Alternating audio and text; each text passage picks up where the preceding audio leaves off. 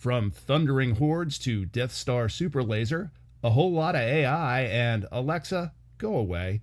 Welcome to the Unlimited Supply Podcast, your daily music business TLDR in your ear, powered by too many open browser tabs. Unlimited Supply is brought to you by NoDisc, helping music technology and finance companies navigate the music industry.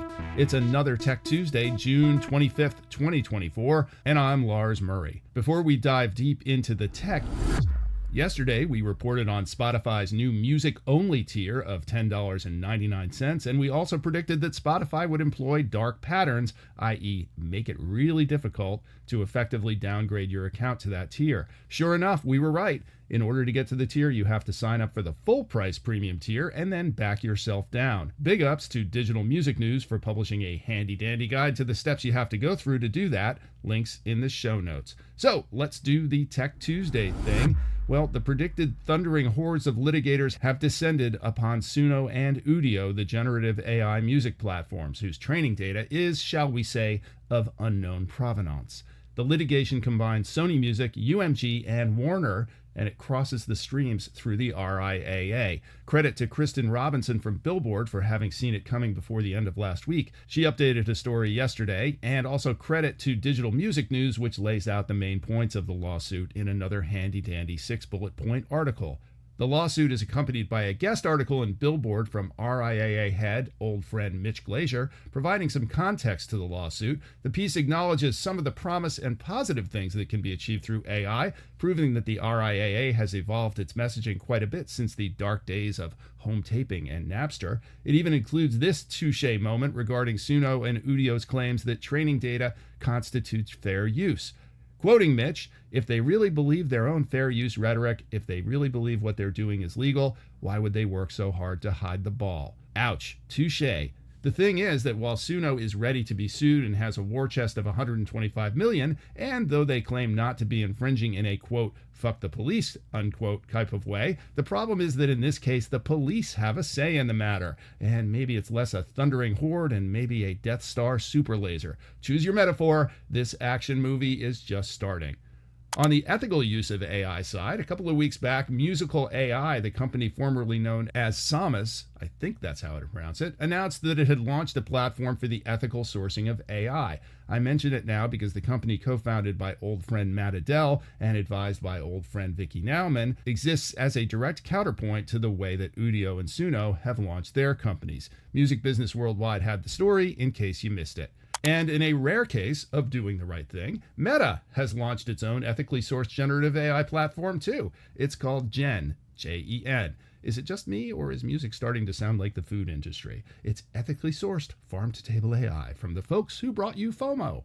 But seriously, as if Scooter Braun wasn't already everywhere, Gen was spun out of his tech startup, Raised in Space, before it was acquired by Meta. Obviously, there are all kinds of applications in Facebook, Instagram, Reels, and Threads where music generated from text prompts could make a lot of sense. I guess the big questions will be A, whether it exists as a standalone product or is just embedded into Meta products, and B, the old standby, is it as ethically sourced as they claim? Certainly Meta's history of doing the right thing is, to be charitable, checkered. The other interesting thing about Gen is that, ethical sourcing or no, it has that little what my New Orleans friends would call lagniappe of digital goodness known as blockchain verification, which, if it's actually practical, could be a major differentiating factor for rights holders, users, and the all-important investor class. I mean, AI with blockchain, it's investment catnip.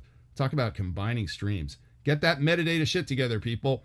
Daily music data, which is basically my favorite Instagram feed these days, which comes to you courtesy of Sherry Who and Water and Music, shared this little nugget last week in case you missed it. According to Edison Research, the percentage of households reporting smart speaker ownership in January 2024 actually went down from 36% to 34% year over year. I have to say this kind of bums me out given that there are so many things we could already be doing using smart speakers had the ecosystem been able to evolve more organically and with less fear of privacy invasion by Google and Amazon. There's really no good reason that voice shouldn't be a default interface for at least music listening in the home. My prediction is that AI will revive voice interfaces, but the smart speaker was a missed opportunity for Google and Amazon, and to a lesser extent Apple, because it didn't fit their larger strategic agendas. Oh well, all we can do now is wait for Toy Story 16, starring Buzz, Woody, Pikachu, Oculus Rift, and Alexa. And that's another Tech Tuesday. Support for the Unlimited Supply podcast is provided by Roy-Fi, which provides the lowest rates and fairest terms on advances in the industry. If you're interested in talking to Roy-Fi about how you can use Roy-Fi to help your artists grow, email me directly at lars@nodisc.com. And because it's Tech Tuesday, and because I said the magic metadata word, our song of the day today comes from Bully Meow, aka metadata wizard Todd Tate, who spent a lot of time helping folks get their metadata shit together.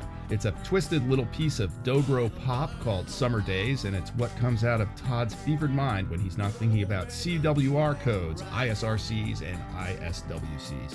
If you want to get Unlimited Supply in your ear daily, follow us wherever you get your podcasts. If you like what you hear, drop us a rating and that crucial review where you get your podcasts. And tell a friend or three, preferably 5 times, because every development in digital music must be repeated 5 times to sink in.